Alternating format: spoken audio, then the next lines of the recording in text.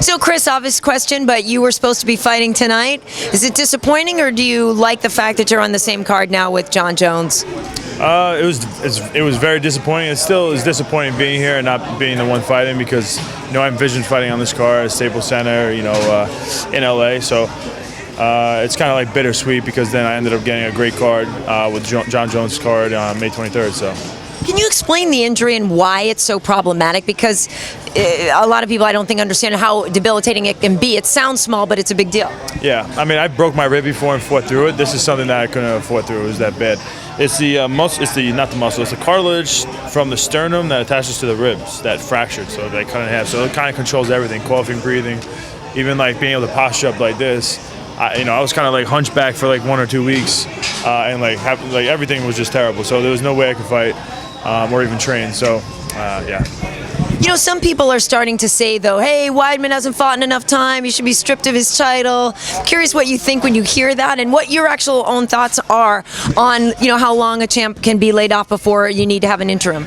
Stripped of the title or interim? Well, either way. I mean, listen, your haters are saying strip it, and the other guys are saying, yeah. Well, the strip thing is crazy. I mean, I've been out for 6-7 months, so that doesn't make sense. I just fought in July. So the interim belt was kind of more of a business thing that the UFC would do, and I didn't really care that much when I started thinking of it from their perspective. But if you look at any other guy who's been out 6-7 months, no one's ever even had an interim belt. So it would be a weird thing, but whatever, it's not happening. So fighting Belfort May 23rd. How long do you think it's going to take for you to start sparring 100%?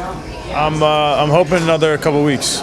Yeah, I'm able to do a lot of things. So I'm able to get workouts in, stay in shape, become more athletic. So I'm good. I'm happy. Vitor says he's passed 7 pre-fight tests already.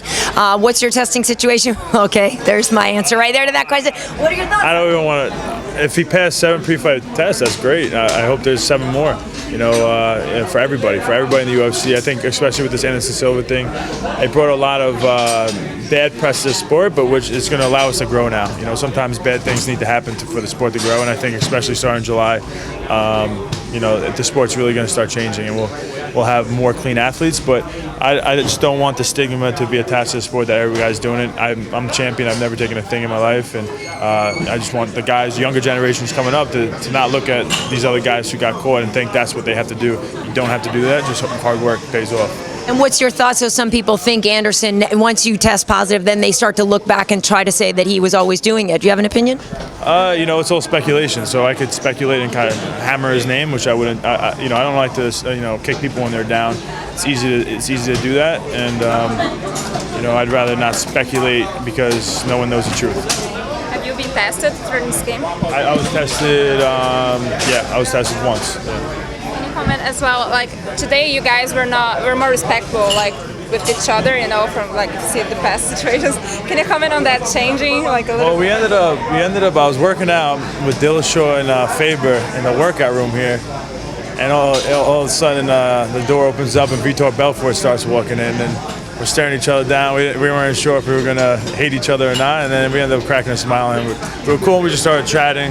Everybody, all 4 of us. Started chatting, and then so everything kind of calmed down. It's at the end of the day, everybody's trying to take care of their families. Everybody's trying to accomplish their dreams and goals. So I have respect for anybody who steps in the cage, no matter how much junk has to be talked back and forth. It's all good. Were you surprised that he decided to wait for you instead of fighting for the interim title? When you hear the stories, the way it's said, he got asked to fight Leo H.E.A.T, and he said the reasonings on why that, because he's not used to a southpaw and stuff like that. That sounds stupid. You've been fighting for how long in the UFC? It doesn't matter what side the guy has forward. Just mentally, you should just be very confident in yourself, no matter what. But if you think of it the reason why I really think he wouldn't take it is because he has his opportunity to fight for the real belt, and he could fight for the real belt 2 months later. Instead of fighting for an interim belt where he could possibly lose.